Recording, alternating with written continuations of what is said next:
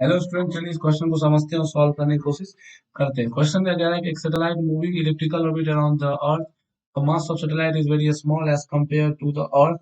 अब इस ऑप्शन में से कौन सा सही होगा? क्या कह रहा है कि the acceleration of S is always directed towards the center of अर्थ। ये बात तो सही है, 100% सत्य है।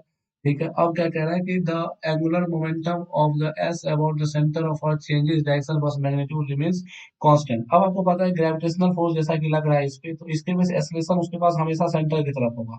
अब उसपे कोई अगर नो एक्सटर्नल फोर्स, क्योंकि देखो no F external force zero है, एफ एक्सटर्नल फोर्स जीरो है, इसका सीधा मतलब क्या हुआ कि मोमेंटम इसका कंजर्व होगा।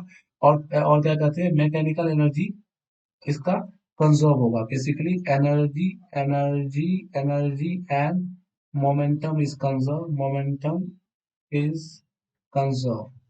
और अगर जैसा कि एक सेंट्रल फोर्स है, यानी कि सेंटर के पास वाला फोर्स है, तो टॉर्क भी जो होगा इस फोर्स के द्वारा क्या होगा, वो जीरो होगा। एक्सटर्नल कोई टॉर्क इसके पे नहीं है, तो जो इसका एंगुलर मोमेंटम होगा बेसिकली, वो जो होगा angular momentum M R V, जो कि क्या होगा, कांस्टेंट होगा। एंगुलर मोमेंटम जो होगा वो बेसिकली कांस्टेंट होगा। और बट आपका जिसपे जिसपे फोर्स लगा है, तो मोमेंटम जो है ये कांस्टेंट नहीं होगा। तो यहाँ पे आर और बी बदल रहा है, आर बी चेंज कर रहा है, बट प्रोडक्ट जो है वो कांस्टेंट रह रहा है। तो मेरे से नहीं, the total mechanical energy very period नहीं, the angular moment of system और the center of earth changes in direction बस in magnitude remains is constant.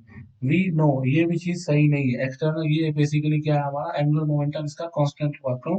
क्योंकि जो सिंपल सी चीज है, इसका एंगुलर मोमेंटम हमेशा इलेक्ट्रिकल ऑर्बिट में जा रहा है। यहाँ पे सन है, यहाँ पे आर है, तो आर क्रॉस पी, इसका ये वेलोसिटी हमेशा अपवर्ड के डायरेक्शन में ही है, डायरेक्शन भी कांस्टेंट है, और प्रोडक्ट भी इसका मैग्नीट्यूड का कांस्टेंट है। तो सिर्फ ऑप्शन ए जो है वो हमारा क्या है, सही। Thank you.